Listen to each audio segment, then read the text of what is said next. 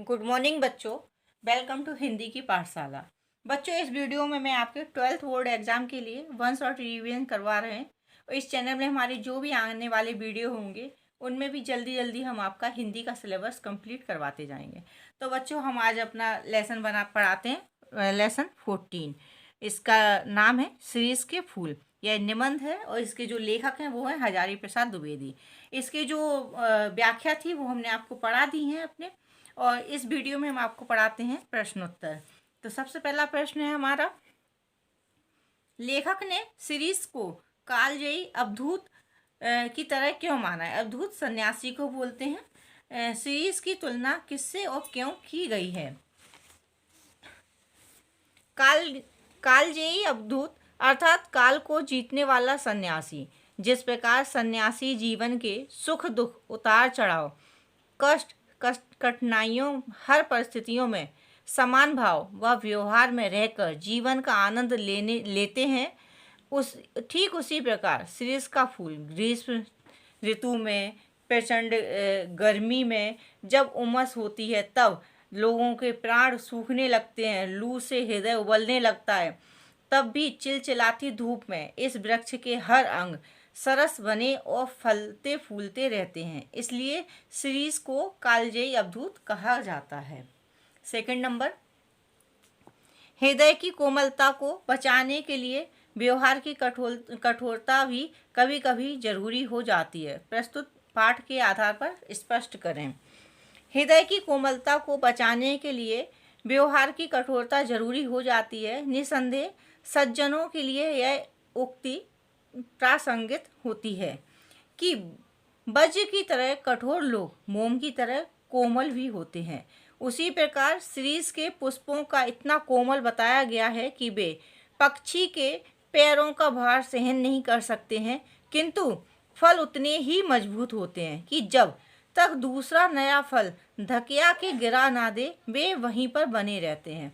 उसी प्रकार सीरीज का पूरा वृक्ष बाहर से प्रचंड गर्मी को सहकर अंदर से हरा भरा कोमल सरस बना रहता है। अतः आंतरिक सरसता के लिए बाहरी आवरण की कठोरता जरूरी होती है। थर्ड नंबर, द्विवेदी जी ने सीरीज के माध्यम से कोलाहल व संघर्ष के से भरी जीवन स्थितियों में अविचल रहकर जिजीविषु बने रहने की सीख दी है। स्पष्ट कीजिए।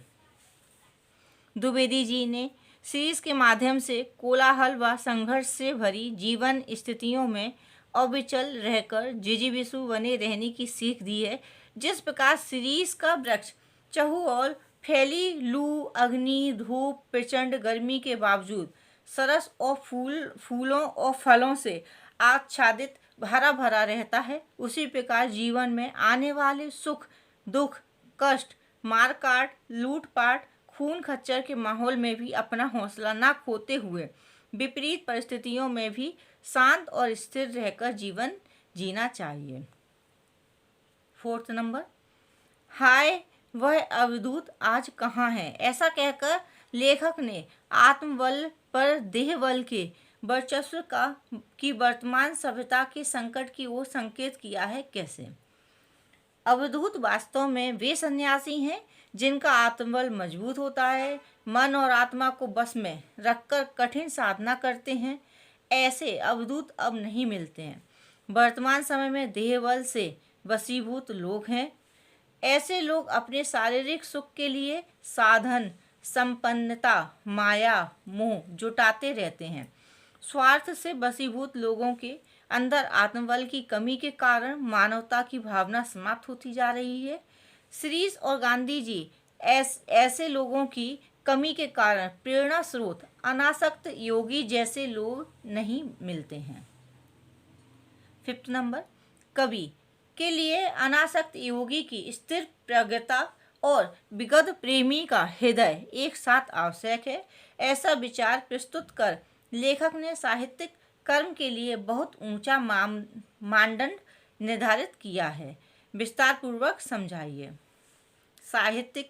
साहित्यकार या कवि के लिए अनासक्त योगी की स्थिर प्रज्ञता और विगत प्रेमी का हृदय एक साथ आवश्यक है। साहित्य कर्म के लिए ऐसा ऊंचा मापदंड अति आवश्यक है, क्योंकि साहित्यिक समाज का दर्पण होता है और इस दर्पण का निर्माता कवि, जो समाज को लोक लुभावन वातावरण और कदाचित कठोर नियम कायदे और संस्कृति के मायने वालों के लिए, जो संस्कृति को मानने हैं, ऐसे लोगों के बीच में ही रहकर अपने अवलोकन को पंक्तिबद्ध करना होता है, जिसके लिए एकाग्रता आवश्यक है। एकाग्रता के लिए बुद्धि का अविचल होना तथा स्थिर होना आवश्यक है। वहीं उस काव्य या गद्य में रस भरने के लिए हृदय में प्रेम की भावना होनी चाहिए। स्थिर प्रज्ञता और विगत प्रेमी हृदय, दो विपरीत गुणों का एक साथ होना ही एक श्रेष्ठ साहित्यकार की पहचान है। तटस्थ होकर भी वह तटस्थ नहीं हो पाता है और साहित्य रचना कर जाता है। कालिदास और कबीर जैसे कवियों में इन्हीं गुणों का समावेश था। 6 नंबर, सर्वग्रासी काल की मार से बचते हुए वही दीर्घजीवी हो सकता है जिसने अपने व्यवहार में जड़ता छोड़कर नित्य बदल रही स्थितियों में निरंतर अपनी गतिशीलता बनाए रखी है। पाठ के आधार पर स्पष्ट करें। सर्वग्रासी काल की मार से बचते हुए वही दीर्घजीवी हो सकते हैं जो व्यवहार में जड़ता छोड़कर नित्य बदल रही परिस्थितियों में गतिशीलता बनाए रखते हैं। परिवर्तनशील सृष्टि का नियम है, बदली हुई परिस्थितियों के अनुरूप जो स्वयं को बदलकर जीने में सक्षम हो वही दीर्घजीवी हो सकता है। अनुकूल परिस्थितियां तो जीवन जीने के लिए समान होती हैं, किंतु प्रतिकूल परिस्थितियां में भी जो स्वयं को बदलता रहे, कठिनाई से ना घबराकर स्वतः स्वीकार कर ले, वही श्रेष्ठ जीवन है। शीर्ष का वृक्ष इसका सबसे श्रेष्ठ प्रमाण है, जो लू और आंधी में भी स्वयं को मस्त रखता है, जबकि अन्य जो वृक्ष हैं, पेड़ पौधे हैं, लू में सूख कर मर जाते हैं, आंधी में टूटकर गिर जाते हैं। शीर्ष दोनों ही परिस्थितियों में स्वयं को सरसता प्रदान कर कालजयी बन जाता है। जो पाठ के आसपास के जो प्रश्न हैं उनको देख लेते हैं। सबसे पहला, शीर्ष के पुष्प को शीत पुष्प भी कहा जाता है। जेठ माह की प्रचंड गर्मी में फूलने वाले फूल को शीत पुष्प की संज्ञा किस आधार पर दी गई होगी? तो उत्तर देखते हैं इसका।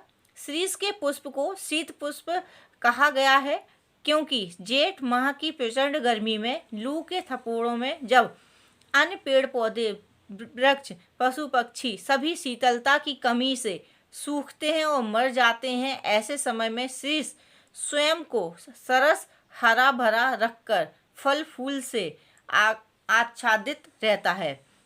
उसके निकट आने से शीतलता का अनुभव होता है, अर्थात ग्रीष्म की गर्मी है तो वो भी उसके जब निकट आ जाती है तो शीतल हो जाती है, इसलिए इसे शीत पुष्प कहा जाता है। सेकंड नंबर का, कोमल और कठोर दोनों भाव किस प्रकार गांधी जी के व्यक्तित्व की विशेषता बन गए? कोमल और कठोर भाव गांधी जी के व्यक्तित्व की विशेषता हैं। आदर्श चरित्र के वे ही लोग होते हैं जो विपरीत गुणों को एक साथ आत्मसात करते हैं। ऐसे ही विपरीत विशेषताओं से युक्त लोग ही महान पुरुषों की श्रेणी में आते हैं। गांधी जी एक ओर देश के हरिजनों, बच्चों व दलित दीन दुखियों के प्रति सहृदयी होकर कोमलता का व्यवहार करते थे, वहीं दूसरी ओर अंग्रेज जो थे उनकी दमन नीतियों और न्याय के विरुद्ध डटकर सामना करने के लिए कठोर हो जाते थे। 10 दिन फूले और फिर खंखड़। इस लोकोक्ति से मिलते जुलते कई वाक्यांश पाठ में हैं, उन्हें छांट कर लिखिए। ऐसे कई वाक्यांश हैं जो नीचे निम्नलिखित हैं। जैसे सबसे पहला, ऐसे दुमदारों से लंडूरे भरे। दूसरा, जो फरा सो झरा। तीसरा, जो बरा सो बुताना। चौथा, ना ऊधो का लेना ना माधो को देना। पांचवा, जमे की मरे। छठवा, वयमपि कव्यस्ते कालिदासा दया। अब जो और भी अन्य महत्वपूर्ण प्रश्न है उनको भी हम देख लेते हैं। आशय स्पष्ट कीजिए, ऐसे दुमदारों से लंडूरे भरे। लेखक कहता है कि यदि कोई दुमदार अर्थात सजीला पक्षी कुछ दिनों के लिए मनोरम नृत्य करता है और फिर दुम गवाकर कुरूप जीवन जीता है, तो उसकी बजाय पूंछ कटा पक्षी ही ठीक है। वह पंखहीन हुआ तो क्या हुआ, कम से कम उसे पूंछ गवाकर कुरूप होने की दुर्गति तो नहीं झेलनी पड़ती है। लेखक ने देश के पुराने राजनेताओं पर क्या टिप्पणी की है, ये हमारा सेकंड क्वेश्चन है। लेखक राजनीति में नवयुवकों का स्वागत करता है। उसका कहना है कि राजनीति के अखाड़े में पुराने राजनेताओं को समय रहते संन्यास ले लेना चाहिए, तभी नवयुवकों को अपनी प्रतिभा और क्षमता दिखाने का अवसर प्राप्त होगा। थर्ड नंबर, सामान्य कवि और कालिदास में क्या अंतर है?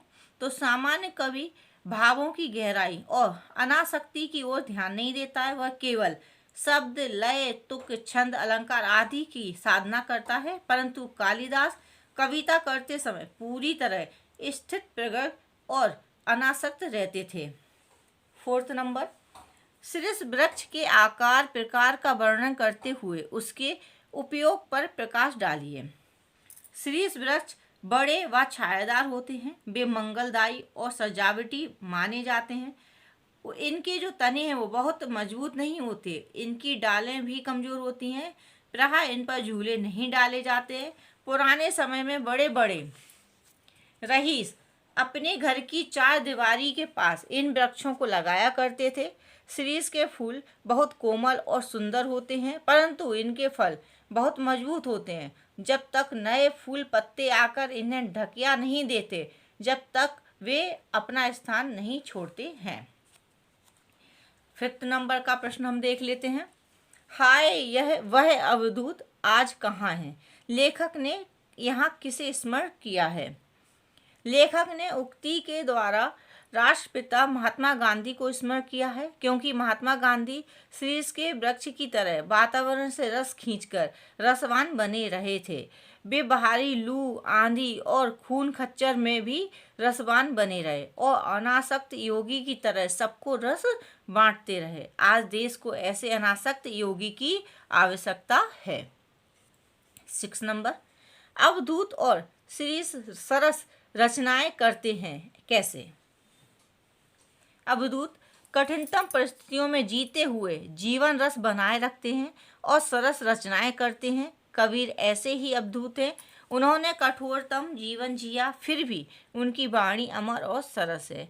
इसी प्रकार शीर्ष भीषण लू में भी रस खींचते हैं, फिर भी सुंदर व कोमल फूल प्रदान करता है। हजारी प्रसाद द्विवेदी के द्वारा नेताओं और पुराने व्यक्तियों की अधिकार लिप्सा पर किए गए व्यंग को स्पष्ट कीजिए।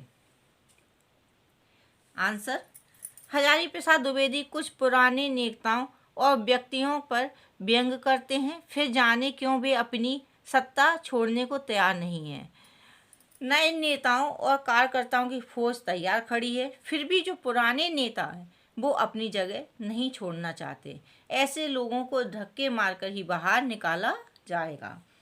शीर्ष के फूल हजारी प्रसाद द्विवेदी जी के किस संग्रह से उद्गृत हैं? इसका आंसर देख लेते हैं। शीर्ष के फूल हजारी प्रसाद द्विवेदी जी के कल्पलता संग्रह से उद्गृत है। 9th नंबर का लास्ट प्रश्न है, शीर्ष का पेड़ कब से कब तक खिलता है? तो बसंत के आने के साथ ही शीर्ष का पेड़ लहक उठता है और आषाढ़ तक तो निश्चित रूप से खिलता है, कभी कभी तो भादों तक भी खूब खिलता है। तो बच्चों, आज हमने ये लेसन ख़त्म कर दिया। इसकी व्याख्याएं भी हमने आपको समझा दी हैं और इस वीडियो में हमने आपको इसके प्रश्नोत्तर भी समझा दिए हैं, पढ़ा दिए हैं। तो मुझे यकीन है कि आपको ये लेसन समझ में आ गया होगा। Keep learning, don't forget to like, comment and subscribe to Hindi की पाठशाला। Thank you, bye bye, take care.